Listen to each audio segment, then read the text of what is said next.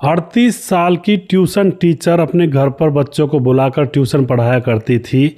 बच्चे उसके ट्यूशन पढ़ते और दोस्तों जिस स्कूल के अंदर यह ट्यूशन टीचर जाया करती थी वहाँ पर भी सारे अध्यापक इसके ऊपर मरा करते थे, मिटा करते थे, क्योंकि यह इतनी सुंदर थी देखने में कि मानो जैसे परियों की रानी हो। एक दिन की बात होती है दोस्तों, घर के अंदर ट्यूशन बच्चों को पढ़ा रही थी तो एक लड़का था जिसका नाम था तरुण, जो कि देखने में वाकई में तरुण था, जवान था, हट्टा कट्टा था और देखने में बहुत ही गोरा चिट्टा और सुंदर था।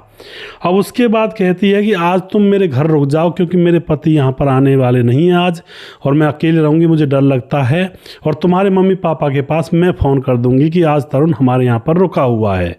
तो उसके बाद वह उसके मम्मी पापा के पास फ़ोन कर देती है और तरुण से कहती है कि तुम यहीं पर रुक जाओ।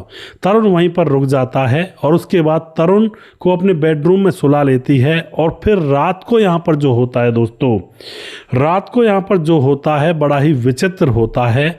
और यह महिला कुछ तरुण से चाहती थी अपनी ख्वाहिश पूरा करना। अब वह ख्वाहिश पूरी हो भी जाती है और अधूरी भी रह जाती है। इस घटना की पूरी यहाँ पर हम पंक्तियाँ खोलेंगे, आखिर क्या तो हुआ था, क्या यह मामला था, पूरी जानकारी यहाँ पर मिलने वाली है। वीडियो को लास्ट तक जरूर देखा करें। नमस्कार, मैं हूँ सुदेश कुमार और तिरछी बात चैनल में आपका स्वागत है। दोस्तों, एक पायल नाम की लड़की जिसकी शादी हुई थी आज से 8 साल पहले और पति का नाम होता है रघु। पायल जो कि अब 36 साल की हो चुकी है और रघु जो कि 37 साल का है। रघु जो उसका पति है वो बिजनेसमैन है और बिजनेसमैन के सिलसिले में वह ज़्यादातर गांव से बाहर रहा करता है। जो पायल होती है वह अपने सास ससुर के साथ गांव में रहती है और जो पति है वो बिजनेस के सिलसिले में शहर में रहा करता है। ज़्यादातर 1 हफ्ते में 2 हफ्ते में ऐसे वो आया करता है। अब जो पति घर पर नहीं आता है और इधर इनको बच्चे भी नहीं हुए हैं अभी तक, बड़ी परेशानी चल रही है। अब दोस्तों क्या होता है, यहाँ पर जो पायल होती है वह अपनी सास से कहती है कि मैं भी अपने पति के साथ शहर चली जाती हूँ, मेरा यहाँ पर मन नहीं लगता है माँ जी। तो इसकी माँ कहती है सास कि हाँ कोई दिक्कत नहीं है, हमें तो तू अपने पति के साथ चली जा, वहाँ पर किराए का कमरा ले लेना और वहाँ पर आराम से दोनों रह लेना। अब बच्चे तो इनके पास थे ही नहीं। उसके बाद दोस्तों वह अपने पति के साथ शहर चली जाती है। वहाँ पर एक किराए का मकान लिया जाता है और उस मकान के अंदर दोनों आराम से रहा करते थे। अब यह दोनों आपस में वहाँ पर रहते तो थे लेकिन दोनों रोया भी करते थे। दोस्तों रोया क्यों करते थे? क्योंकि दोनों की शादी को तकरीबन 9 साल गुजर चुके थे, अभी तक इनको बच्चे पैदा नहीं हुए थे। दोनों ही पढ़े लिखे थे, शादी खींच कर की थी। और मैं बार बार यही कहता हूँ दोस्तों, शादी उम्र पर होनी चाहिए जिससे कि कोई कमी ना आए शरीर के अंदर। अब थोड़ी सी शादी लेट हुई थी तो इनके कोई कमी आ गई थी शरीर के अंदर, बच्चे पैदा हो नहीं रहे थे। और अब यह डिसीजन लेते हैं कि डॉक्टर को दिखाया जाए। तो जो पति होता है और पत्नी होते हैं दोनों मिलकर के डॉक्टर के पास जाते हैं। डॉक्टर कह देता है कि भाई साहब अब उम्र ज़्यादा हो गई है, अब आपके अंदर तंतु नहीं रहे हैं जो बच्चा पैदा करने वाले होते हैं। यह बात पति से कह दी जाती है और यह भी कहते हैं डॉक्टर कि अगर आपसे पहले शादी कर लेते टाइम पर 20-21 की उम्र में तो बच्चे भी अब तक बहुत काफ़ी बड़े हो चुके होते, लेकिन अब तुमने लेट कर दिया तो अब तुम्हारे अंदर वो क्वालिटी, वो चीज़ नहीं रही है जो तुम अपनी पत्नी से बच्चे पैदा कर सकते हो। डॉक्टर कहता है कि क्या मेरे ही अंदर कमी है या मेरी पत्नी के अंदर कमी है? तो डॉक्टर कहते हैं कि तुम्हारी पत्नी के अंदर कोई कमी नहीं है, तुम्हारे अंदर कमी हो गई है और वो अभी अभी हुई है। अब तो दोस्तों यहाँ पर पति बहुत उदास, नाराज और अब अपनी पत्नी से कई बार कहता भी है कि अब क्या करेंगे, कैसे होगा, जीवन कैसे कटेगा, किसके लिए कमाएं जब औलाद ही नहीं है। तो उसकी पत्नी उसे हिम्मत बंधाया करती कि चलो ठीक है औलाद नहीं है लेकिन माँ बाबा तो हैं गांव में, उनके लिए कमाएंगे और जब हम ज़्यादा कमाएंगे तो किसी अनाथ बच्चे को गोद ले लेंगे या फिर किसी की मदद कर दिया करेंगे, कमाना तो होगा, बिना कमाए कैसे चलेगा। तो पति कमाने धमाने में लगा हुआ था। अब जैसे ये शहर में जाकर रहने लगे थे तो अब जो पत्नी होती है उसका मन नहीं लगता है, क्योंकि गांव में जब रहा करती सास ससुर के पास तो वहाँ पर खेतों पर चली जाया करती, कुछ चारा लेकर आ जाया करती, घर का काम कर लिया करती, सास के साथ बैठकर बतिया लिया करती, तो बहुत सारा मन वहाँ पर लग जाया करता था। अब ये सोचने लगती है कि मैं तो अकेली बैठी रहती हूँ, कोई काम ना धंधा, घर का थोड़ा बहुत काम है और उसको मैं कर लेती हूँ सुबह सुबह। दोस्तों जो ग्रामीण महिलाएँ होती हैं ना, ग्रामीण परिवेश के अंदर, अब तो खैर गाँव भी शहरों के जैसा बनता जा रहा है, गांव में जो घर का काम होता है ना, जैसे झाड़ू पोछा बर्तन, ये तो कुछ माना ही नहीं जाता है। जो अब से कुछ समय की पहले की औरतें थी वो खेतों का भी करती थी और खेतों से आ करके घर का भी कर लिया करती थी, इतना काम किया करती थी पहले औरतें। तो अब यहाँ पर यह जो महिला थी ये खेतों में कमाने वाली थी, खेतों में लाई कटाई, भैंसों के लिए चारा लाना और भूसा भरवाना, भूसा लेकर आना, भैंसों की करना, उनकी दूध निकालना, उनकी सानी करना, उनको नहलाना धुलाना और फिर उसके बाद घर का काम भी कर देना। तो इसको ज़्यादा प्रैक्टिस थी काम करने की और थका नहीं करती थी। अब शहर के अंदर सिर्फ घर का झाड़ू पोछा बर्तन ये रह गया था। दोस्तों आज के दौर में तो घर के काम के ऊपर भी नौकरानियां रखी जाती हैं, ऐसा आज़ादी का दौर आ गया है। लेकिन यहाँ इस कहानी में अलग बात थी। अब घर का काम इसको ऐसा लगता है कि तो जल्दी हो जाता है, 1-2 घंटे में, अब पूरा दिन खाली रहती हूँ। पति से कहती है कि मैं भी क्यों ना कोई काम कर लूँ। पति कहता है कि क्या करोगी तुम, किसी के यहाँ नौकरी करने जाओगी, अच्छी थोड़ी लगोगी। लेकिन वो कहती है नहीं मैं पढ़ा सकती हूँ, पढ़ाई लिखाई मेरी अच्छी है, बीएड की हुई है मैंने। तो उसके बाद पति कहता है ठीक है तुम अकेली रहती हो तो तुम पढ़ाने के लिए चली जाया करो। तो एक प्राइवेट स्कूल था थोड़ी दूरी पर, वहाँ पर जाकर वह इंटरव्यू वगैरह देती है तो वह इसको रख लेते हैं। इसकी सुंदरता को देखकर भी रख लेते हैं, कुछ कई बार नौकरियाँ ऐसे भी मिल जाती हैं। तो अब यह वहाँ पर पढ़ाने के लिए जाया करती। सारे चपरासी से लेकर सारे टीचर इसकी तरफ देखा करते और बस यही सोचा करते कि काश ये हमारी हो जाए। लेकिन दोस्तों ऐसे कहा नहीं जा सकता है, मन की बात मन में रहती। अब धीरे धीरे समय गुजरता है तो कुछ बच्चे ट्यूशन के लिए कहने लगते हैं। तो ये कहती है नहीं ट्यूशन क्या करूँगी, मैं पढ़ा के यहीं पर पढ़ लिया करो। लेकिन बच्चे कहते हैं नहीं मैम आप बहुत अच्छा पढ़ाती हैं और आप हमें ट्यूशन पढ़ा दिया करो। अब मैडम कहती है कि मैं यहाँ पर तो नहीं पढ़ा सकती, ऐसा करो मेरा घर थोड़ी दूर पर है, ज़्यादा दूर नहीं है, और जिस जिसको ट्यूशन पढ़ना है वो मेरे घर पर आ जाया करे। अब तो बहुत सारे बच्चे 10th क्लास के, 12वीं क्लास के, जिनकी बोर्ड का एग्ज़ाम था, ट्यूशन पढ़ने के लिए इसके घर पर आने लगते हैं। जिनमें एक लड़का था तरुण, जो कि 12वीं क्लास में पढ़ा करता था और तरुण था यानी कि जवान था, बहुत सुंदर था, बच्चों को पढ़ाती है लिखाती है। अब जैसे इसको पता था पहले दोनों पति पत्नियों को बच्चा पैदा नहीं होगा, अब यह भी रोया करती है अपने मन ही मन, क्या करें ज़िंदगी ऐसी गुजर जाएगी। उन बच्चों को देख करके कोई 8वीं क्लास का है तो इनको भी ऐसा लगा करता कि काश हमारे भी बच्चे होते तो इतने बड़े हो जाते अब तक। लेकिन अभी अपनी सहेली से बात कर रही थी, जो शहर की एक सहेली इसने बनाई हुई थी। अब जो शहर की सहेली होती है उसको ऐसी अकल बता देती है दोस्तों, जिससे अब इस कहानी का मोड़ ही बदलने वाला था। जो इसकी सहेली होती है वो कहती है देख तेरे पति पर बच्चे पैदा नहीं हो सकते लेकिन तुझ पर तो हो सकते हैं। वह कहती है फिर इसका क्या मतलब। तो वह सहेली कहती है कि तेरा पति तेरी बात मान जाएगा। अब तेरे पास बच्चे आते हैं, 12वीं क्लास में भी पढ़ते हैं, नौजवान बच्चे हैं, इनमें से किसी एक को सेलेक्ट कर ले और उससे बच्चा पैदा करवा ले और उसके बाद अपने पति को मना लेना कि देखो हम शहर में तो हैं, यहाँ किसी को क्या पता है हमारे अंदर कमी है, बच्चा तुम्हारा नहीं है, और अपने बच्चे को गांव ले जाएंगे, परवरिश करेंगे, अच्छे से पालेंगे, हमारी जो ख्वाहिश है वो पूरी हो जाएगी। अब ये बात सुनते ही जो ये महिला होती है, ये पायल, ये तो बिल्कुल थरथर कांपने लगती है और कहने लगती है कि मेरा पति तो ऐसा नहीं है, बहुत गर्म है स्वभाव का। लेकिन सहेली कहती है कि अरे गर्म है तो क्या है, जब बच्चा हो जाएगा ना, बच्चे में उसकी आत्मा आ जाएगी तो फिर बच्चे में से मोह हो जाएगा, फिर वो तुमसे कुछ नहीं कह पाएगा। तुम यही काम करो, तुम किसी 12वीं क्लास का कोई लड़का या कोई भी जो तुम्हारे पसंद है उसके साथ तुम इंटीमेट हो जाओ और बच्चा पैदा हो जाएगा बहुत जल्दी और तुम्हारे घर में भी किलकारियाँ गूंजने लगेंगी। अब तो यह बात रह रहकर पायल को याद दिलाती रहती है कि ये बात उसने कही है, लेकिन पति से हिम्मत नहीं हो पा रही थी। पति से कह देती पहले तो शायद कुछ ना कुछ और इस कहानी का मोड़ होता, लेकिन वो विचार करती है कि मैं पहले ये कांड कर ही देती हूँ, उसके बाद पति को बता दूंगी जब बच्चा पैदा हो जाएगा या पेट में हो जाएगा। अब तो यह दोस्तों वह बहुत भयानक गलती करने वाली थी जिसको नहीं करना चाहिए था। अगर ये अपने पति को बता देती और वो हामी भर लेते तो यह बात बन सकती थी। गाँव में किसी को क्या पता इनका बच्चा या किसी और से करवा कर लाए हैं, लेकिन यहाँ पर यह गलती यही कर देती है कि पति को नहीं बताती है। और अब तो दोस्तों इसकी क्लास में तरुण नाम का लड़का पढ़ता है।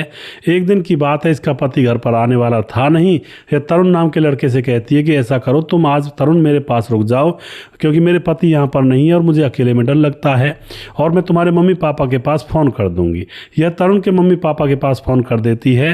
तरुण के मम्मी पापा भी देखते हैं भाई मैडम 38 साल की है, 36 साल की है और वो ऐसा थोड़े करेगी कोई ऐसी वैसी बात। वह कह देते ठीक है मैडम आप वहीं पर रख लो उसको, कल आ जाएगा। तो अब दोस्तों यहाँ पर यह तरुण को अपने पास रोक लेती है और उसको अपने बेडरूम में बेड पर लेटा देती है कि यहाँ पर सो जाओ आराम से, और उसके बाद टीवी देखने के बहाने यह भी बेड पर बैठ जाती है और इसके हाथ में मोबाइल था और मोबाइल में गंदी फिल्म चला देती है और टीवी को बंद कर देती है और तरुण से कहती है, देख तरुण, तुझे एक चीज़ दिखाती हूँ, तुम्हारे जीवन में आगे काम आने वाली है। अब तो तरुण एकदम से उसको देखता है। अब उसके अंदर गंदी फिल्म चल रही थी तो तरुण भी देखता रह जाता है, उसको भी मज़ा सा आने लगता है उसमें। और अब यहाँ पर क्या होता है, वह मैडम कहती है कि तुम्हारा मन नहीं करता ऐसे करने का। अब तरुण कहता है कि मैडम मेरी तो कोई ना शादी हुई है ना कोई गर्लफ्रेंड है, मैं कैसे कर सकता हूँ। अब यहाँ पर मैडम कहती है कि अगर मैं तुम्हारी गर्लफ्रेंड बन जाऊँ तो कैसा रहेगा। अब तरुण तो अंतर मन से खुश हो जाता है क्योंकि उस समय वो जो वीडियो वगैरह चल रहा था उसके सामने। अब तो तरुण एकदम से खुश हो जाता है और इतने में ही मौके का फ़ायदा उठा करके जो मैडम थी वो अपने कपड़े वगैरह निकाल देती है और फिर रात भर वहाँ पर दोस्तों वो होता है जो नहीं होना चाहिए था लेकिन हो गया था। पूरी रात भर यहाँ पर एंजॉयमेंट चलता है। सुबह होते ही अब लड़की को लगता है जो मैडम थी कि आज तो बस मज़े ही आ गए ज़िंदगी के। अब दोस्तों यहाँ पर क्या होता है, अब तो यह सिलसिला जब भी घर पर पति नहीं रहा करता तभी होने लगता, और जैसे ही तरुण आया करता ट्यूशन पढ़ने के लिए तो घर पर पति नहीं है तो उसको पहले बुला लिया करती आधा पौना घंटा कि आज तुम पहले आ जाना फ़ोन करके, और पहले वो कर्म कांड करने के बाद फिर ट्यूशन पढ़ाया करती। कई बार ट्यूशन से रोक लिया करती कि तुम थोड़ा बाद में जाना तरुण, मुझे कुछ तुमसे काम करवाना है घर का। तो बाकी बच्चे चले जाया करते, वो रुक जाया करता, फिर यहाँ पर कर्म कांड हो जाया करता। पति नहीं हुआ करता तो पूरी रात भर के लिए माँ बाप से कह दिया करती कि मेरे पास छोड़ दो। माँ बाप भी कैसे बेवकूफ़ थे जो जवान बेटे को एक मैडम के घर पर अकेला छोड़ रहे थे। अब इस तरह से मामला चल रहा था। तकरीबन 6 महीने गुजर जाते हैं। 6 महीने गुजरने के बाद अब उस लड़की को यानी कि मैडम को उल्टी होती है। पति उसका वहीं पर था, देखता है हालत ख़राब है, पहले तो उसको पेप्सी वगैरह पिलाता है या कोई ऐसी चीज़ जिससे उल्टी रुक जाए, लेकिन उल्टी रुकती नहीं है तो उसका पति उसको हॉस्पिटल ले जाता है और वहाँ पर डॉक्टर जब चेकअप करता है तो डॉक्टर कहता है मुबारक हो, तुम बाप बनने वाले हो, 3 महीने का तुम्हारी पत्नी के पेट में बच्चा है। अब तो यह बात सुनने के बाद जो पति था रघु, उसके तो होश उड़ जाते हैं। वह वहाँ तो कुछ नहीं कहता है, पत्नी को घर ले आता है और डंडा उठाता है और अच्छी से उसकी पिटाई कर देता है। पत्नी रो रो कर कहती है कि रुक तो जाओ, मैं तुम्हें बताने ही वाली थी लेकिन मैं बता नहीं पाई टाइम रहते हुए, रुको रुको मैं तुम्हें बताती हूँ। उसके बाद वो पूछता है बताए किसका कलंक है। अब वह रोने लगती है पति के सामने कि यह मैंने एक लड़का है, स्टूडेंट मेरे पास पढ़ता है जिसका नाम है तरुण, उसके साथ मिलकर के बच्चे को जन्म देने की कोशिश कर रही हूँ मैं, और मैंने सोचा था तुम्हें बता दूंगी बाद में जब बच्चा हो जाएगा, लेकिन मैंने तुम्हें बता नहीं पाई पहले से। अब तो यहाँ पर दोस्तों रघु उसको और ज़्यादा पीटता है कि तुम इस तरह से बच्चे पैदा करोगी। अब दोस्तों यहाँ पर पत्नी कहती है और क्या करूँ, तुम्हारे अंदर तो कुछ है नहीं, अब बच्चा तो पैदा करना पड़ता। हाँ, बच्चा पैदा करने का तो मेरा मन था, मैं बच्चों को खिलाती, मेरी भी ज़िंदगी है। अब पति को थोड़ा सा ये तो लगता है कि भाई बात तो सही कह रही है। फिर अगले ही क्षण वह उससे ये कहता है कि तू मुझे बता तो देती, अगर मैं राजी होता तो फिर ये कांड कर लेती तू, लेकिन बताना तो चाहिए था तुझे कि बच्चा, तेरी भी इच्छा है, बच्चा चाहिए, और मैं भी समझ सकता हूँ एक माँ, एक औरत को बच्चे की कितनी चाहत होती है। चाहत तो मुझे भी है, पर क्या करूँ, ऊपर वाले ने कनेक्शन ही काट रखा है। अब यहाँ पर जैसे इनके बीच में थोड़ी बात होती हैं तो पति इसकी गलती को माफ़ करने के लिए तैयार हो जाता है, लेकिन एक शर्त थी उसकी ये शर्त थी, देखो बच्चा ठहर गया, ठीक है, इस बच्चे को हम पालेंगे, अपना मानेंगे, गांव ले जाएंगे, इसको बड़ा करेंगे, लेकिन अब इसके बाद तुम उस लड़के से नहीं मिलोगी, क्योंकि इसके बाद अगर तुम फिर भी उस बच्चे से, लड़के से मिलोगी तो इसका मतलब सीधा सीधा मुझे धोखा दे रही होगी। अब तो यहाँ पर वह पत्नी मान जाती है और उसके बाद फिर ये बात रफा दफा हो जाती है और वह किसी को कुछ नहीं बताते हैं। लेकिन दोस्तों यहाँ पर अब जो महिला थी उसको कुछ सर चढ़कर हवस का जुनून चढ़ा हुआ था। अब वह सोचती है कि इसको जैसे अब तक पता नहीं लगा, अब 1-2 बार अगर और कर लेती हूँ तो क्या पता लगेगा, क्योंकि उसको लड़के की आदत जो लग गई थी, आदत नहीं लगती, पति की बात मान जाती तो बच्चा भी हो गया था और किसी को कुछ पता भी नहीं चलता। लेकिन अब उसको आदत ऐसी लग गई थी कि उससे तरुण के बगैर रहा नहीं जाता था, उसको वो चाहिए 1-2 दिन के बाद। अब तो उसका पति जो कि गुस्से में था और अब वो आई गई हो जाती है बात। फिर कुछ दिन गुजरने के बाद लड़के का आना जाना बिल्कुल बंद हो जाता है, ट्यूशन ही बंद करवा दिया, नौकरी बंद करवा दी कि अब तुम ना स्कूल जाओगी ना ट्यूशन पढ़ाओगी। अब वो घर में अकेली रहती है, पति बाहर है, कई कई दिन बाहर रहता है, 4-4 दिन नहीं आता है। अब उसके मन में फिर से वो कीड़े काटने लगते हैं और एक दिन की बात होती है, वह सोचती है कि अभी पति आने में शायद हो सकता है 2 दिन बाद आए, 4 दिन बाद आए, आज मैं बुला लेती हूँ तरुण को दिन में। तो उसके बाद दोस्तों दिन तो क्या शाम हो जाती है, क्योंकि वह तरुण के पास फ़ोन करती है। तरुण कहता है मैडम मैं कुछ काम में लगा हुआ हूँ और मैं शाम तक आ पाऊँगा। तो ये सोचती है कि शाम को कौन सा इसका पति आने वाला है और वह तरुण को बुला लेती है। तो शाम को उसका जो प्रेमी तरुण होता है बच्चा, वह वहाँ पर आ जाता है और आते ही उसको लिपट सिपट जाती है मानो जैसे कितने दिन की भूखी हो, और बेडरूम के अंदर ले जाती है और अपना क्रियाकलाप ये करने लगते हैं। लेकिन दोस्तों यहाँ पर क्या होता है, जो इसका पति था वह अब शराब पीने लगा था। उसको लग रहा था, अपने ऊपर अफसोस हो रहा था कि मैं बच्चा पैदा नहीं करवा पाया। तो पत्नी इधर उधर मुंह मारने लगी, बच्चा पेट में ठहर गया। तो लेकिन अब वह करे भी तो करे क्या, उसको अंतर्मन में गिलानी थी। तो शराब पीकर वह शाम को अपने घर आ जाता है, उसी शाम को जब उसकी पत्नी दोबारा से क्रियाकलाप कर रही थी। आकर के वह घर के अंदर आता है और दरवाज़ा खुला हुआ था, बस ऐसे ही फेरा हुआ था, अंदर घुस जाता है। आकर के देखता है उल्टी सीधी आवाज़ें बेडरूम में से आ रही हैं। तुरंत अंदर पहुंच जाता है और जाकर के देखता है कि वही लड़का तरुण निर्वस्त्र है, उसकी पत्नी भी निर्वस्त्र है और लगे पड़े हैं। अब तो दोस्तों उसका गुस्सा 7वें आसमान पर पहुंच जाता है कि मैंने कहा था ना, जो हुआ सो हुआ, अब मत करना। और वह डंडा उठा लेता है, ऊपर से नशे का प्रभाव था, और डंडा उठा करके वह उस लड़के को पीटने लगता है अब की बार। और लड़के के अंदर कोई ऐसी चोट लग जाती है दोस्तों, लड़का पिटाई के बाद वहीं पर गिर जाता है और अपनी पत्नी के ऊपर भी 2-4 डंडे मारता है। इतने में अड़ोसी पड़ोसी वहाँ पर इकट्ठा हो जाते हैं और उसको पुलिस को बुलाया जाता है। पुलिस आती है, देखती है लड़का मर चुका है। उसके बाद इस रघु को पकड़कर जेल में ले जाया जाता है और इससे पूछताछ की जाती है तुमने ऐसा क्यों किया। तो ये सारी कहानी पुलिस के सामने बयां करता है कि बच्चे नहीं हो सकते थे, तो पत्नी ने स्टूडेंट के साथ संबंध बनाकर पेट में बच्चा ठहरा लिया। मैंने कहा चलो ठीक है, गलती हो गई, अब मत करना, इसके बाद इसी बच्चे को पाल लेंगे, लेकिन अब उस लड़के से कॉन्टैक्ट छोड़ देना। लेकिन ये फिर भी उसके साथ संबंधों में थी, मुझे गुस्सा आया, मैंने डंडे से पीट दिया और अब उस लड़के की मौत हो गई। तो दोस्तों अब रघु, जिसको जेल में डाल दिया गया और आजीवन कारावास तो होना ही है क्योंकि लड़के की जान गई है, और जो पत्नी है उसको बच्चा मिल गया, पति भले ही चला गया लेकिन अब वह, उसका बिगड़ा क्या, उसको जो मज़े लेने थे वो ले लिए उसने। और जहाँ तक बच्चे का सवाल था, बच्चा जब तक होना था तब तक ठीक है, लेकिन उसके बाद भी मज़े लेने में लगी हुई थी। अब पत्नी आराम से रह गई और पति जेल में चला गया और इस तरह से इनका घर बिगड़ गया। जो माँ बाप थे वो भी इसको बहुत कोस रहे थे, तुझे शर्म नहीं आई, तूने ऐसा कांड किया, अगर बच्चा रह गया था तो दोबारा क्यों मिली उस लड़के से जब उसने मना किया था। तो इस तरह से दोस्तों यहाँ पर यह बसा बसाया परिवार उजड़ जाता है एक वासना के चक्कर में। पहले तो बच्चे की चाहत थी और फिर यह वासना में तब्दील हो गई।